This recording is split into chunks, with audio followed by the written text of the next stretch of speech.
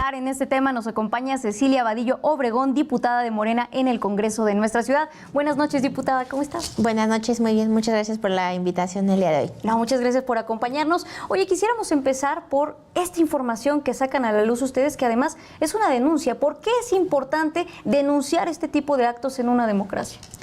Sí, sobre todo creo que el tema que hemos venido hablando de la marcha, ¿no? Y que es muy importante cuestionar la legitimidad, porque ellos se subieron a una causa, se subieron a un movimiento social, dijeron que era una marcha de los jóvenes y tomaron varios elementos, después generaron una violencia considerable, provocaron a las fuerzas del orden, rompieron las vallas de Palacio Nacional, iban armados, o sea, fue un suceso muy grave lo que vimos en la marcha y lo quieren fabricar y lo quieren disfrazar de una protesta social legítima. Yo no dudo que hubiera personas que fueron, ¿no?, creyendo que era un movimiento social orgánico, pero la realidad es que fue orquestado por Salinas Pliego, la realidad es que fue convocado por la derecha, por Fox, por TABE, y no es oculto, o sea, ellos salieron en sus redes a decir que convocaban a la marcha de la Generación Z. La Generación Z se queda así como, nosotros no estamos convocando a nada, pero lo grave y lo que ahora estamos presentando pues es que ya se identificaron a las personas que venían de parte de la alcaldía Cuauhtémoc, que sobre todo fueron comerciantes. Aquí tengo el nombre. Rubén Jiménez Barrios es el comerciante de la Cuauhtémoc y tenemos los mensajes de WhatsApp donde la alcaldesa los extorsiona, los presiona, les dice que les va a quitar su puesto, que les va a quitar su lugar de trabajo, su sustento, si no acuden a la marcha y si no se organizan, ¿no? Entonces, eso es lo que tenemos de parte de la alcaldía Cuauhtémoc, de la alcaldesa Alessandra Rojo de la Vega. Luego tenemos también el caso de Roberto Arceo Trujillo, que es subdirector en la alcaldía Miguel Hidalgo. O sea, imagínate, tiene un cargo en la alcaldía Miguel Hidalgo, es cercano al alcalde Mauricio Tabe, y ahí a él lo vimos en la marcha. Tenemos también el video donde está orquestando a los que están atacando la marcha, a los que quieren entrar a la Suprema Corte, a este vandalismo que vimos en la Suprema Corte. Él, funcionario, subdirector, o sea, es un funcionario de alto nivel de la alcaldía Miguel Hidalgo orquestando esta violencia. Luego tenemos también el caso de Alberto González Mancilla, que es asesor del grupo parlamentario del PAN en la Ciudad de México. También es el que se saltó. Hubo un video muy viral que él se salta las vallas y que dice todos van a morir o algo así.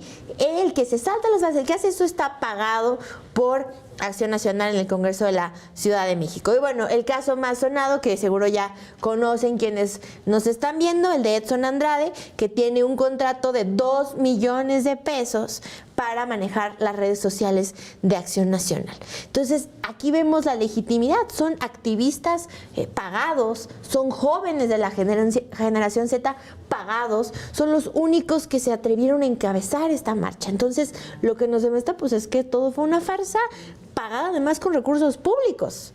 Además de todo, eso que mencionaba, diputada, que precisamente no fue una marcha, digamos, mayoritariamente de jóvenes, fueron muy pocos los que participaron, no fue para nada pacífica, se salió de lo que supuestamente habían convocado, y aún así también eso está en duda, porque incluso vimos también en redes sociales que había mensajes publicados días antes en los que sí llamaban a llevar herramientas, a llevar confrontación, a implantar la violencia ese día. Entonces también que ahora se intenten ahora sí que despegar de ese discurso suena un poco extraño, y más ahora con estos datos que nos están presentando ustedes, que como ya dicen, ni siquiera son datos ocultos, son cosas que están ahí en internet, que ellos mismos hicieron públicos y que está perfectamente documentado tanto en videos de personas que asistieron a la marcha ese día, como también de periodistas que estuvieron llevando el reporte de la movilización. Exacto, o sea, el estar utilizando personas que trabajan en las alcaldías, el estar forzando a que los comerciantes vayan, acudan a las marchas, el estar provocando desde ellos mismos la violencia en la marcha. Y como bien dices antes, hay un tuit de Salinas Pliego en el que él dice, es momento de que la ciudadanía se arme, porque nos prohíben tener armas. Y entonces alguien le contesta, ¿cuándo va a convocar una marcha pacífica? Y él pone, pacífica nada. ¿no? Y tiene otro tuit en donde incita a todos los grupos de choque a acudir a la marcha y decir que si no acuden están con el gobierno y los incita a actuar de manera violenta. Entonces, vemos estos llamados antes y luego vemos a estos personajes actuar y de esta manera, como bien dices, y lo que está de fondo detrás de todo es que ellos no tienen causa, no tienen movimiento, y lo que estaban buscando era generar fotografías, generar momentos para ellos decir hubo represión, ¿no? O sea, ellos querían generar este clima para entonces poder salir a decir, provocar y generar un clima de violencia e inestabilidad. Y por eso es importante que, por supuesto, por supuesto que somos una ciudad donde toda la vida se ha marchado, ¿no? La izquierda gobernaba esta ciudad más de 20 años y cuántas protestas no ha habido por diferentes temas. O sea, somos una ciudad de libertad, de democracia, de libertad de expresión, pero no podemos permitir que esta libertad, que estas marchas se vayan transformando en una cosa violenta, donde las personas van con soldadoras para tumbar las vallas, donde las personas van con pinzas, donde las personas van con armas. ¿Qué tipo de protestas queremos en esta ciudad? ¿Y qué tipo de protestas quiere la derecha? Porque ellos, repito, ellos no tienen una causa, ellos no tienen un movimiento. Primero decían que eran los jóvenes, después decían que era Carlos Manso, luego la viuda de Carlos Manso dijo, ¿saben qué? Esa no es mi marcha. Entonces, no les queda nada, no pueden ellos salir a convocar de frente, porque imagínate que convoca Margarita Zavala, Itabe y Vicente Fox una marcha, pues ¿quién iría?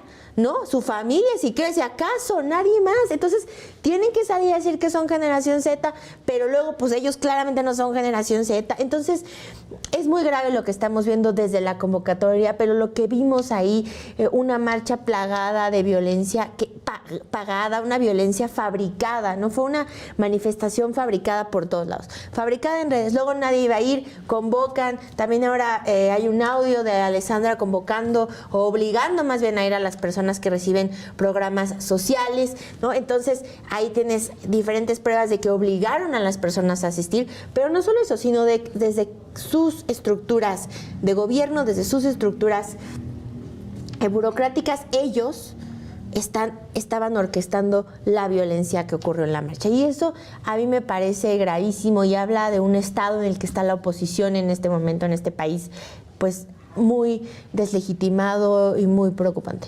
Y que tampoco son casos aislados, porque ya veíamos también meses atrás incluso una declaración de Jorge Romero, ahora dirigente del PAN, diciendo que lo único que le faltaba a la oposición era la violencia como tal. También Jorge Castañeda llamando a hacer campañas muy negativas en contra de Morena, en contra del movimiento de la Cuarta Transformación. Entonces, esto que estamos viendo no son hechos aislados, más bien se alinean con todo este discurso que venían preparando desde meses atrás, incluso desde la campaña del año pasado.